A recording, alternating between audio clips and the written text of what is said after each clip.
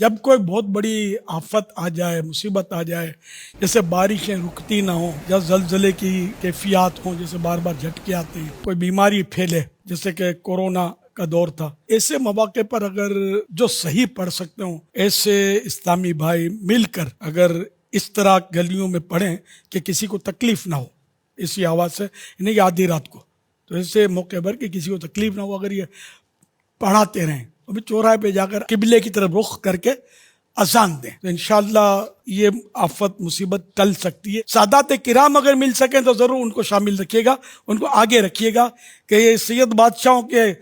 خاص خاندان کا تذکرہ بھی ہے نا اس میں، ان کے ذریعے انشاءاللہ مزید برکت آئے گی۔ اور کوئی سید صاحب اذان دے سکتے ہوں تو بے شک وہ اذان دیں، تب بھی میٹھا مدینہ، میں نے کئی بار اذان دی، تو اذان ایک دے، باقی سب مل کر کورس کی شکل میں ایک پڑھائے، تو اس طرح لی خمستن سب پڑھتے تھے، لی خمستن، اس طرح اتفی بہا، اس طرح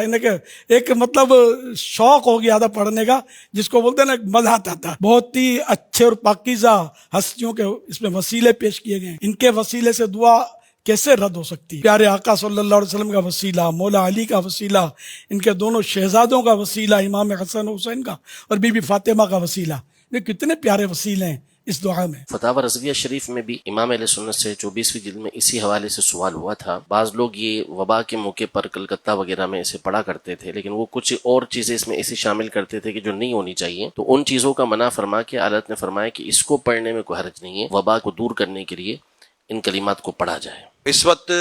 پاکستان میں اسپیشلی پنجاب، پنڈی، اسلام آباد اور دیگر شہروں میں کئی لوگ بارشوں کی وجہ سے دنیا سے رخصت ہو گئے ہیں، اور بھی کئی مسائل اور پریشانیاں سامنے آ رہی ہیں۔ کیا وہاں بھی آپس میں مل کر اس طرح کا وظیفہ وغیرہ ہو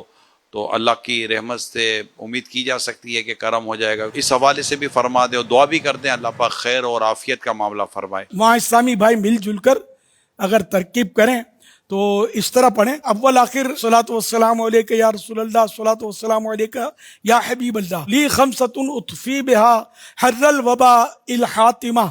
المصطفیٰ والمرتضیٰ وابناہما والفاطمہ، یہ پڑھتے جائیں انشاءاللہ۔ یہ بارشوں کی شدت اللہ نے چاہ تو کم ہو جائے گی اور سیلاب کا بھی منہ پھر جائے گا، میرا رب چاہے تو سب ہو جائے گا انشاءاللہ، سب خیر ہو جائے گی۔ یہ جو لی خمسۃ میں نے پڑھا تو اس کا ترجمہ ہے،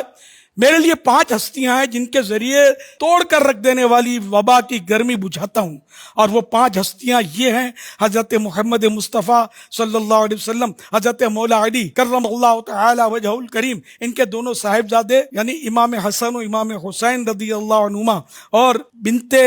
مصطفیٰ صلی اللہ علیہ وسلم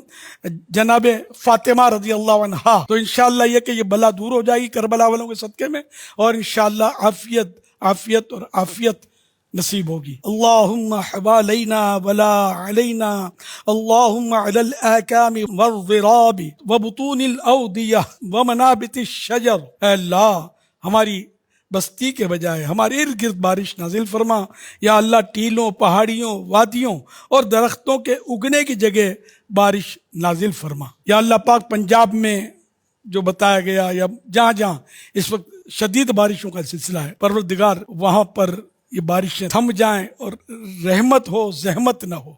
اور ان کے ذریعے تکلیف نہ ہو، مویشی